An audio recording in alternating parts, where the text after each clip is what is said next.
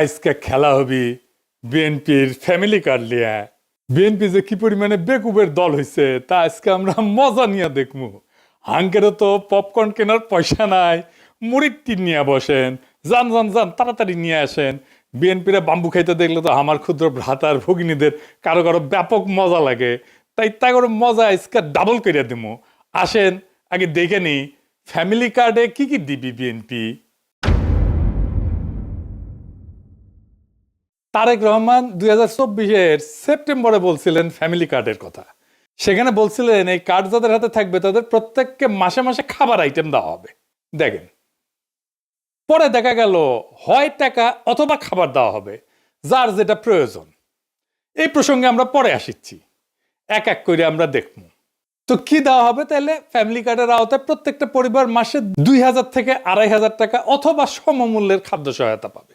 তবে খাদ্য সহায়তা কি পাবে সেটার ব্যাপারে বিএনপির নেতাদের বক্তব্য আছে, আমরা ওইটা দেখব।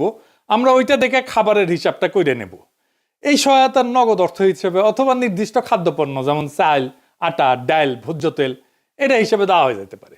তো আমরা এই যে এটার একটা হিসাব কেজি ধরে করে দিছে এক বিএনপির নেতা, আমরা সেটা দেখেই হিসাব করব। এতে একটা পরিবারের খাদ্য চাহিদার একটা বড় অংশ নিশ্চিত হবে বলে তারা মনে করে আর কি। টাকাটা আসবে কিভাবে? ওইখানে বলা হয়েছে যে বর্তমান রাজস্ব এবং ব্যয়ের কাঠামোর মধ্যে বরাদ্দ এবং ব্যয় ব্যবস্থাপনা দক্ষতা বাড়ায়, দুর্নীতি অপচয় কমানোর মাধ্যমে প্রয়োজনীয় রাজস্ব সাশ্রয় সৃষ্টি করিয়া এটার বরাদ্দ করা হবে। এটা বিএনপির তারেক রহমানের উপদেষ্টারই লেখা, এটা দেখেছেন। তো কাদের দেওয়া হবে এই ফ্যামিলি কার্ড? সবাই পাবে, এটা সার্বজনীন, মানে দেশের সবাই। এমনকি সেটা যদি প্রাইম মিনিস্টারের বউ হয় সেও পাবে। বৈষম্যহীন বাংলাদেশ বিনির্মাণ করার জন্য আমরা নিয়ে আসছি ফ্যামিলি কার্ড। প্রাইম মিনিস্টার ওয়াইফও যদি মনে করে যে আমি সেটা ইউজ করতে চাই, ইউজ করতে পারবে। মানে কার্ড তো নারীদেরকে দেওয়া হবে, সেই জন্য বলছে যে প্রাইম মিনিস্টারের বউ যদি হয় তাহলে সেও পাবে। এই হইতেছে বিএনপির ফ্যামিলি কার্ডের মোটা দাগে প্রকল্প। এটা তাদের প্রধান নির্বাচনী ক্যাম্পেইন, মানে এটা দিয়ে তারা ইলেকশনে উতরায় যাবে বলে আশা করতেছে। আর উতরাইতে পারবে কিনা সেটা আল্লাহ জানে। যাই হোক, ওই যে জামাইকোটা বুদ্ধিজীবী বলেছিল না যে জামাতের কোনো প্ল্যান নাই, আনপ্রিপেয়ার্ড। জামায়াত ইসলাম যদি সরকারে আসে তাহলে অর্থমন্ত্রী কি হবে? আপনি যে কোনো জামায়াত ইসলামের লোককে জিজ্ঞেস করেন, পাবলিক ভিশন এগুলো নাই। জি, তো আসেন বিএনপির কেমন প্রিপারেশন নিচ্ছে সেটা দেখি। আগের এপিসোডে দেখেছেন তো বিএনপির স্বাস্থ্য নিয়ে যে পরিকল্পনা, সেটা জয় বাংলা করা হয়েছে। একে একে সব পরিকল্পনা জয় বাংলা করে দেওয়া হবে, চিন্তা করেন না। আসেন একে একে শুরু করি ভালচুন বিএনপির ফ্যামিলি কার্ডের ধাপ্পাবাজি। রাষ্ট্রের কাজ ভিক্ষা দেওয়া না, রাষ্ট্রের কাজ দয়া দেখানো না। রাষ্ট্রের কাজ হইল যারা পড়ে যাইতেছে, পিছায় পড়তেছে, যারা সুবিধা বঞ্চিত, যারা দুর্বল, তাদেরকে টেনে ধরা, তাদেরকে বাঁচানো। এটার নামই হইতেছে সামাজিক সুরক্ষা বলয়, ইংরেজিত কয় সোশ্যাল সেফটি নেট। ফ্যামিলি কার্ডে বলা হয়েছে সব পরিবারকে প্রত্যেক মাসে সমান টাকা দেওয়া হবে। এখানে রাষ্ট্র ভেঙে পড়ে। রাষ্ট্র কোনো তো এটিএম মেশিন না যেখান থেকে টাকা বেরাবি। রাষ্ট্র কোনো ডিস্ট্রিবিউশন সেন্টারও না, এটা বিতরণের কাউন্টারও না। রাষ্ট্র হইল মরাল অথরিটি, নৈতিক কর্তৃত্ব। রাষ্ট্রকে সিদ্ধান্ত নিতে হয় কে সবচেয়ে বিপদে, কে আজীব ধৈসা পড়বে, কে সবচেয়ে দুর্ভাগ্যের মধ্যে আছে, কে পিছায় পড়ছে, কাকে না ধরলে সমাজ ভেঙে যাবে, কাকে না বাঁচাইলে চলবে না। ফ্যামিলি কার্ড বলে এই বিচার আমি করব না, সবাইকে সমান দিতে হবে সমাজতন্ত্র। এইটা হইতেছে পলিসি ফেলিয়ার, মরাল কোলাপস, নৈতিক পতন। এই যে সামাজিক সুরক্ষা বলয় বা সোশ্যাল সেফটি নেট, এটার মানেটা আসলে কি?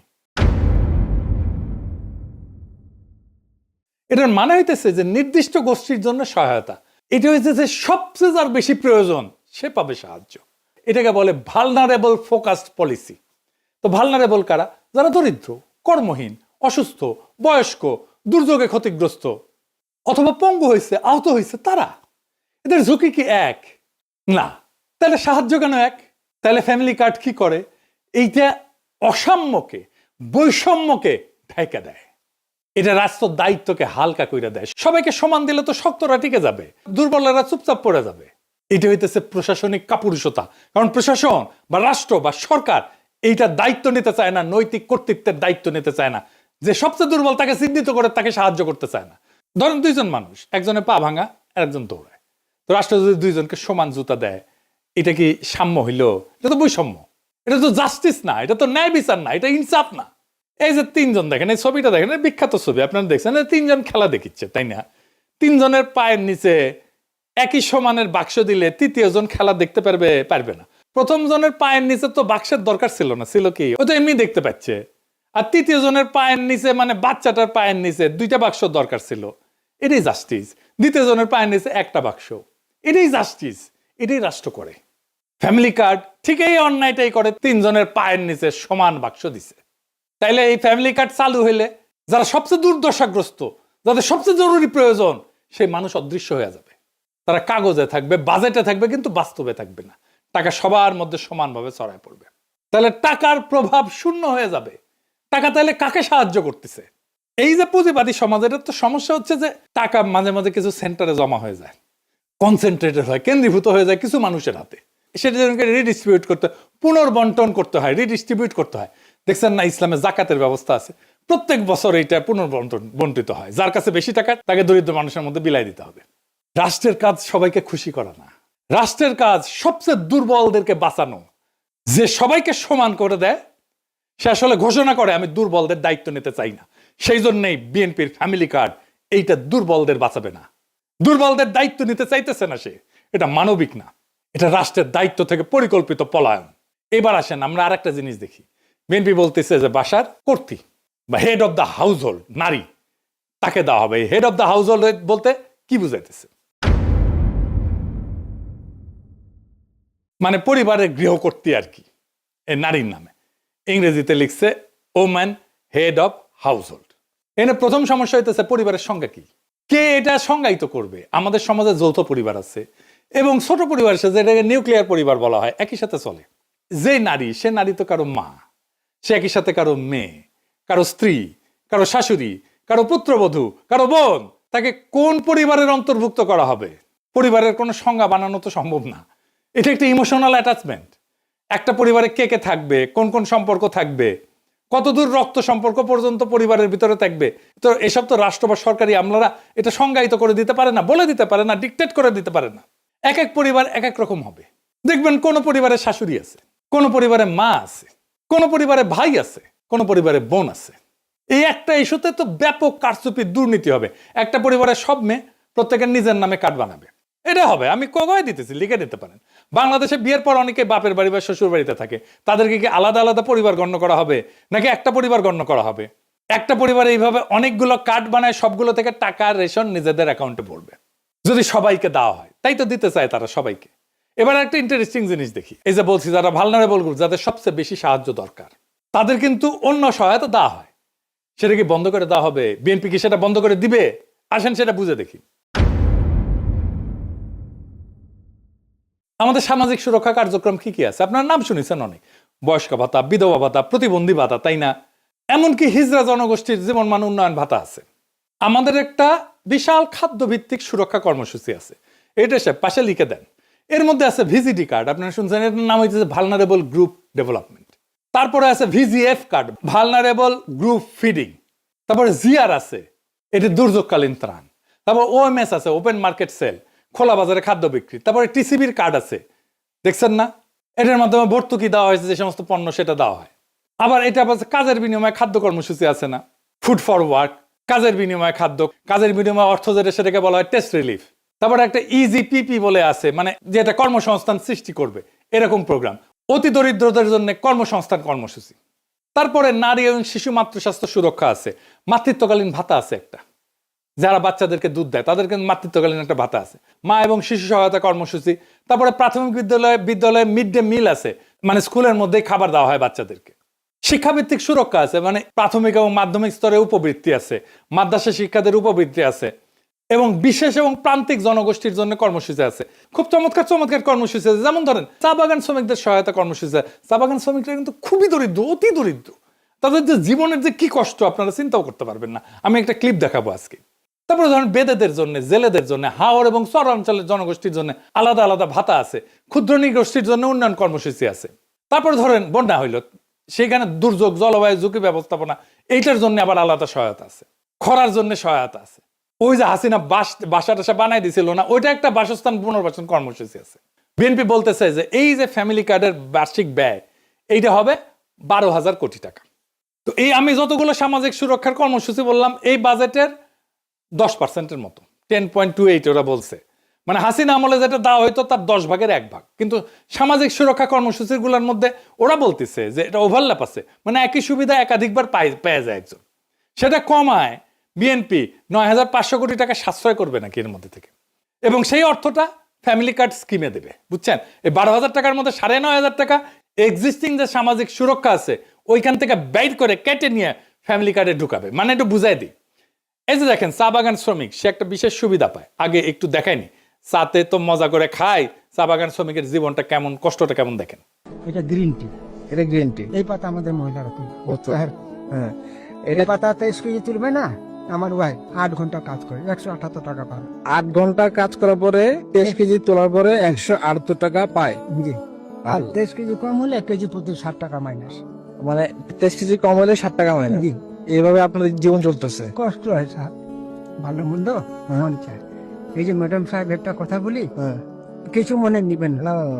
ম্যাডাম সাহেব যে 100 টাকা দিচ্ছেন না, আজকে 25 ডিসেম্বর না, আমার মা বলতেছিল একাধিক কলা নিব, বিস্কুট আর একটা লু বিস্কুট।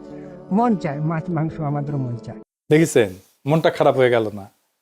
এই লোকের মা ধরেন যে যার কথা বলতেছিল ওই লোকটা, সে বয়স্ক নারী ভাতা পায় নিশ্চয়ই, আর চা শ্রমিকের ভাতা পায়, তাই না? 2টা ভাতা পায়।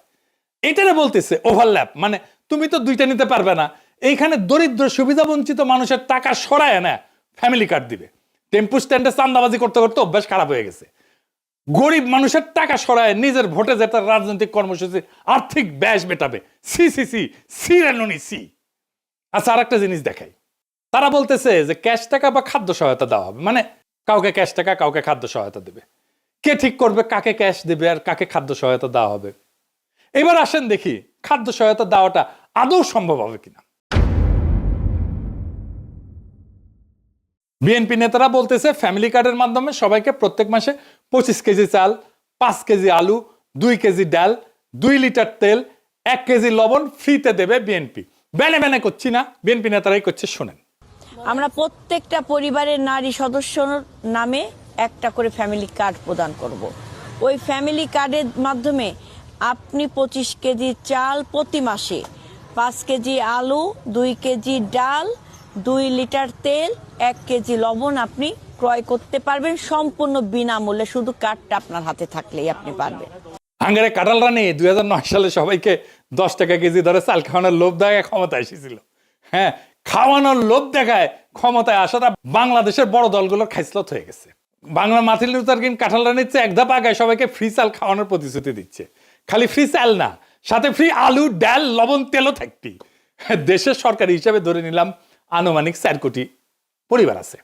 যদিও ফ্যামিলি কার্ড হইলে কারচুপির মাধ্যমে এই সংখ্যা বহুগুণ বৃদ্ধি হবে। দেখবেন এই 4 কোটি পরিবারকে প্রত্যেক মাসে বাংলার মার্টিন লুথারের প্রতিশ্রুতি অনুযায়ী 25 কেজি চাল, 5 কেজি আলু, 2 কেজি ডাল, 2 লিটার তেল, 1 কেজি লবণ যদি ফ্রিতে দেওয়া হয় তাহলে 35 কেজি খাদ্যদ্রব্য, 35 কেজি সব মিলে সরকারকে 4 কোটি পরিবারের প্রত্যেককে মাসে 35 কেজি খাদ্যদ্রব্য প্রত্যেক গ্রামে ফ্রিতে সরবরাহ করার এটার যে ক্যাপাসিটি, লজিস্টিক্যাল ক্যাপাসিটি, সেটা তৈরি করতে হবে। গুদাম লাগবে, ট্রান্সপোর্ট লাগবে।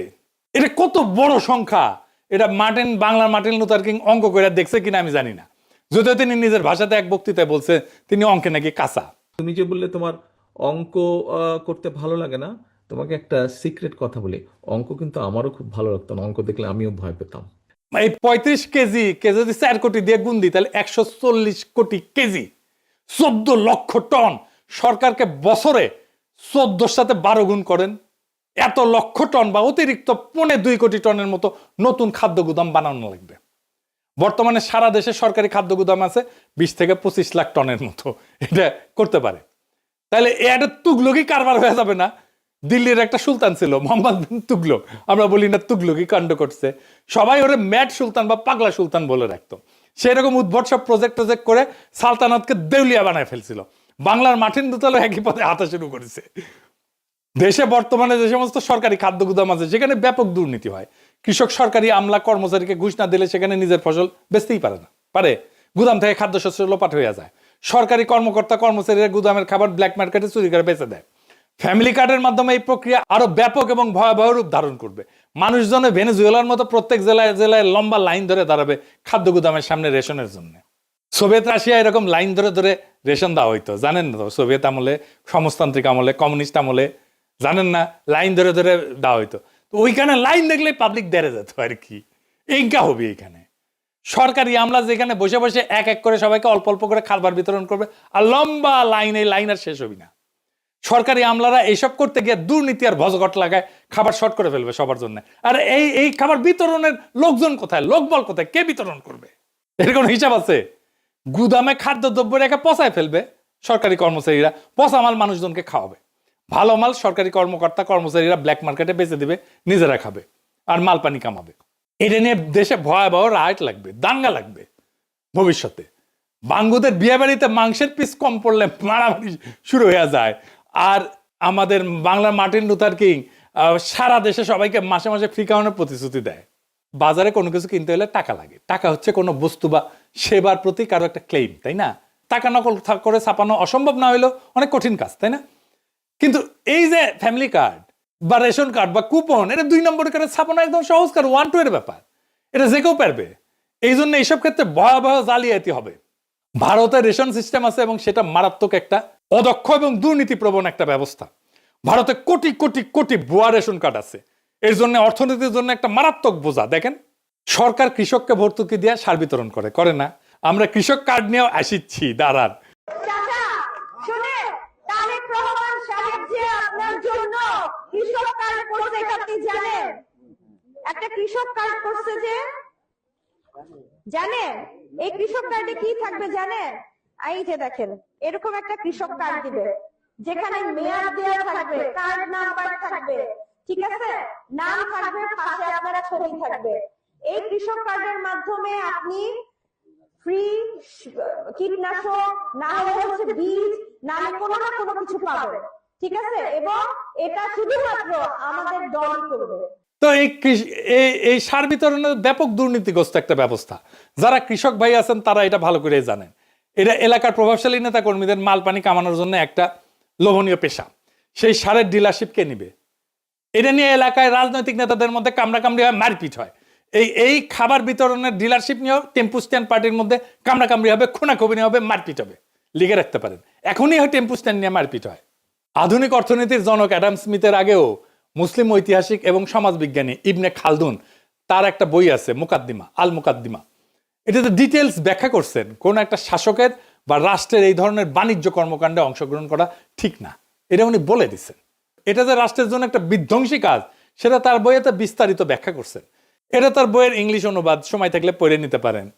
জামাই কোটার বুদ্ধিজীবীর নাকি এটা খুব প্রিয় বই। যাই হোক, পড়িছে বুঝিছে কিনা খেয়ে জানে। ইবনে খালদুন এতই প্রভাবশালী এবং বিখ্যাত যে আমেরিকার প্রেসিডেন্ট রোনাল্ড রিগান পর্যন্ত তার বক্তব্যে ইবনে খালদুনকে কোট করতেন। শুনেন। I studied economics in college when I was young, and I learned there about a man named Ibn Khaldun who lived 1200 years ago in Egypt. And 1200 years ago he said, in the beginning of the empire, the rates were low, the tax rates were low, but the revenue was great. He said in the end of the empire, when the empire was collapsing, the rates were great and the revenue was low. আজকার একজন ফরাসি political ইকোনমিস্টের সাথে পরিচয় করে দিই এবং দার্শনিক, তার নাম হচ্ছে ফ্রেডরিক বাস্তিয়াত। তার বইতেও এরকম থিম ব্যাখ্যা করছেন, এটাও ইংরেজিতে অনুবাদ। তার একটা চ্যাপ্টার আছে, তার নাম হচ্ছে দ্য ইন্টারমিডিয়ারি বা মধ্যস্বত্বভোগী। ওইটাতে উনি ব্যাখ্যা করছেন যে কোনো সরকারি আমলা বা কর্মচারীরা একটা সমাজের সবচেয়ে বড় পরগাছা। সরকারি কর্মচারীরা কিছু মনে করেন না, এইটা বইপত্রের কথা আমি কইলাম আর কি। ইংরেজ আমলের জমিদারদের চেয়ে বড় পরগাছা বর্তমান সরকারি কর্মকর্তা কর্মচারীরা। সাধারণ জনগণ ব্যবসায়ীর টাকায় এদের বেতন ভাতা হয়, আবার এরাই সেই জনগণের কাছ থেকে ঘুষ নেয়, মাল চুরি করে, টাকা না পেলে কাজ করে না, ফাইল আটকায় রাখে, ফাইল টাকায় ঘুষ নেয়, আবার জনগণকে নিজের চাকর বাকর মনে করে, সান না দেখলে আবার মেজাজ খারাপ করে। সব শেষে কাসাসুল আম্বিয়া থেকে একটা গপ্প শোনাই। হযরত সুলাইমান রাদিয়াল্লাহু আনহু নিজেকে অনেক ক্ষমতাধর ধনী বাদশা মনে কইরা একবার ঠিক করছিলেন তিনি আল্লাহর সৃষ্টি পৃথিবীর সকল জীবকে একবেলা খাবার খাওয়াবেন। এইটার জন্য বিশাল রান্নার আয়োজন করলেন। ব্যাপক রান্না টান্না শেষ করে পরিবেশন করে সবাইকে দাওয়াত করছেন। ওই সময় সাগর থেকে একটা তিমি মাছ উঠে আসে। সেই তিমি মাছ উঠে এসে পুরা রান্না করে খাবার একাই খেয়ে শেষ করে ফেলে। এবং বলে যে এটা তার মাত্র এক বেলার খাবার। এই গল্পের মূল শিক্ষা হচ্ছে হযরত সুলাইমান যত ক্ষমতাধর বাদশাহী হোক না কেন, আল্লাহর সৃষ্টি সকল প্রাণীর রিজিকের ব্যবস্থা করা তার সাধ্যের বাইরে। আল্লাহ তাআলা পৃথিবীর শত শত কোটি কোটি প্রাণীর রিজিকের ব্যবস্থা করেন কোনো সমস্যা ছাড়াই। কোন মানব শাসক যদি নিজেকে গড কমপ্লেক্সে ভোগা শুরু করে সিদ্ধান্ত নেয় সে কোটি কোটি মানুষকে বিনামূল্যে মাসে মাসে ফ্রিতে চাল ডাল আলু লবণ তেল এইসব খাবার খাওয়াবে, সেটা হইলে তার জন্য জীবনে সামনে বড় হোঁচট অপেক্ষা করা, আছাড়ের অপেক্ষা করতেছে। এবার আসেন আরো দুইটা গুরুত্বপূর্ণ পয়েন্ট, বাজেট আর কাকে দেওয়া হবে এটা নিয়ে আলাপ করি। বিএনপি বলছে যে প্রথম 50 লাখ পরিবারকে দিবে, ভালো কথা। বিশ্বব্যাংক বলতেছে যে 2025 সালের শেষে বাংলাদেশে অতি দরিদ্র মানুষের সংখ্যা হইতে পারে 1,58,00,000-এর মতো, আর দরিদ্র মানুষের সংখ্যা হবে 3,90,00,000-এর মতো। সো আমরা তো এই অতি দরিদ্র এবং দরিদ্র মানুষদেরকে তো সাহায্যটা দিব, তাই না? তাইলে এই মোট দরিদ্র এবং অতি দরিদ্র মানুষের সংখ্যা কত? 5,48,00,000 জন। সো বাংলাদেশে গড় পরিবারের সদস্য সংখ্যা সাধারণত ধরা হয় 4.3 থেকে 4.5 জন প্রত্যেক পরিবারে। এটা বাংলাদেশের সরকারি হিসাব এবং আন্তর্জাতিক সংস্থা এটা ব্যবহার করে। আমি মাঝামাঝি ধরে নিচ্ছি 4.5 জন পরিবারের হিসাব। তাহলে 5,48,00,000 এটাকে যদি 4.5 দিয়ে ভাগ করি তাহলে 1,22,00,000 পরিবার হইতেছে দরিদ্র এবং অতি দরিদ্র পরিবার। এর মধ্যে মাত্র 50 লাখকে কে নির্বাচন করবে? কিভাবে করবে? কোন ক্রাইটেরিয়া করবে? এই যে হারুন যে কইছে যে হারুনকে বলে আওয়ামী লীগকে ফ্যামিলি কার্ড দেবো, উনকা শুনেন। জামাতকে কখনো ভোট দিস না, আওয়ামী লীগকে আমাদেরকে ভোট দে, আমরা তোদেরকে হারুন ভাইকে বলে তোদের সবাইকে ফ্যামিলি কার্ড করে দেবো। এবার আসেন বাজেটের প্রশ্ন। এত বিরাট প্রকল্পের খরচ সরকার কই থেকে যোগান দেবে? আর যদি তারা বলে যে আগে যেটা সামাজিক সুরক্ষা কর্মসূচি ছিল সেইটার বাইরে এটা নতুন, তাহলে এত বিরাট প্রকল্পের খরচ সরকার কই থেকে দিবে? বাংলাদেশ সরকারের বাজেট অলরেডি ওভার এক্সস্টেড। সরকারি বাজেট ডকুমেন্ট যা পড়ার শিক্ষা রাখে সে পড়লে বুঝবে সরকারের রাজস্ব এর চাইতে খরচ অনেক বেশি। এছাড়া সামনে অনেক হাসিনার রেখা যাওয়া ঋণের ইনস্টলমেন্ট শোধ করার টাইম হয়ে আসতেছে, শোধ করা শুরু হবে এই 2026 থেকে। এরপর যদি আবার বাংলা মার্টিন লুথার কিং এই সমস্ত দুর্গোগী পরিকল্পনা নিয়ে আসে তাহলে সরকার কেবলমাত্র একভাবে এটাকে ফাইন্যান্স করতে পারবে, সেটা হইতেছে সরকারিভাবে টাকা চাপানো। এইটা হইলে যে ভয়াবহ মুদ্রাস্ফীতি হবে, বাংলাদেশ পুরা রবার্ট মুগাবের জিম্বাবুয়েতে পরিণত হয়ে যাবে। তো বিএনপির সব কয়টা নির্বাচনী প্রতিশ্রুতির এইভাবে ফর্দাফাই করে দেওয়া হবে। ওরা জানে বাগে ছিলে 18 গা, পুলিশে ছিলে 36 গা, আর পিনাকি ছিলে জয় বাংলা।